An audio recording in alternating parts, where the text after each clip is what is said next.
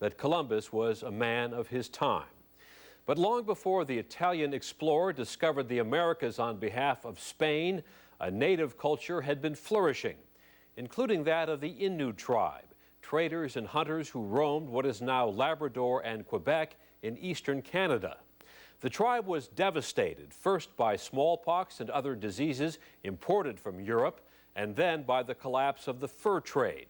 Like so many other Native Americans, the Innu were resettled in reservations, only to see their culture ravaged yet again, this time by poverty, alcohol, and drugs. 10 years ago, a tribal policeman documented the extent of that misery in a video that shocked the Canadian government into action. Freelance journalist Sean Fine has returned to the region several times since then, and tonight he reports on the fitful progress of a people who thrived in North America thousands of years before Columbus discovered it. Upper Labrador, Canada. 635 miles south of the Arctic Circle. Amid the natural beauty here lies a tattered town. A Native American shanty and its people who have been dealing with a multitude of problems since they were relocated here in 1967. Sexual abuse, alcoholism, drugs, family violence, family separations, a lot of grief here in this community. Their traditional way of life is gone. The fish are gone, the caribou are gone. I cannot believe that Canada has allowed this to happen. The Innu people of Davis Inlet live in broken-down shacks with no heat or running water. Human waste is dumped directly out of bathroom windows. Expressions of anger and despair are everywhere. I lost my kids. At night, most of Davis doesn't sleep. I lost my kids. Addiction is widespread. Some say as many as 80% of the people are alcoholics. Kids take to the streets at night to avoid their drunk parents. Others are imitating their parents. This 10-year-old has been sniffing gasoline out of plastic bags for over a year. Gasoline is everywhere and easy to steal. It's minus 20 degrees, and he has no gloves on and only a t-shirt under his coat. Canada is a third world country. It is. I look at it, Canada is a third world country.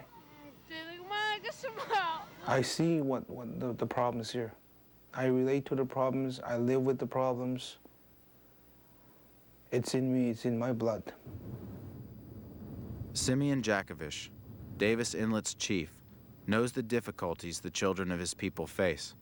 He's been there himself. My parents committed suicide when I was a kid, and alcohol was related. Both of them committed suicide when I was 12 years old.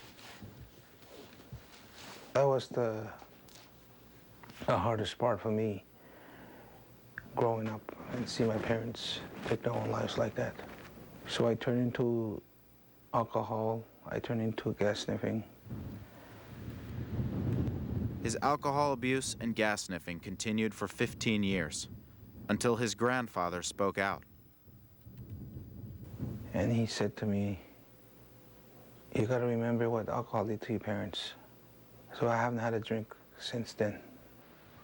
As Simeon sobered up, he began to see Davis differently. And I started questioning things. I started thinking about kids. Simeon entered the police academy and became a tribal police officer. One night on patrol, he got a disturbing call. Panic screams from children high on gasoline. It was really cold that night, and I'd probably say minus 25. I flashed a flashlight inside the shed. I saw the kids under the cupboard, and I called them out to them, and they didn't answer to me. I thought they were frozen to death. Two of the kids came around, and then that's when they started screaming and said, I'm gonna kill myself. And they said, I don't care about my life. Simeon transported the children to the local clinic. where he did something drastic. He videotaped them. I videotaped it because we've been reporting suicide attempts so many times, and nobody paid any attention to them. Everyone paid attention this time. Chronic gasoline sniffers, they came dangerously close to dying 2 nights ago. They were screaming in my face, I want to die, I want to die, I want to hang myself. I don't care if I die. Jakovish brought the 6 children to this alcohol treatment center in Davis Inlet after finding them huddled together in an unheated shack in -40-degree temperatures. Leaked to the media, the tape outraged the Canadian public. Let me go, she says. I want to sniff gasoline. I want to kill myself. An embarrassed government responded. We must give back again the choice that was taken from the Innu people to be the masters of their own destiny. They promised to build the Innu people a brand new, multi-million-dollar community, a modern suburban town deep in the Canadian wilderness. The new community is called Shango. That video did a lot for other kids, I think, today when I look back. This is ABC News Nightline, brought to you by Lexus.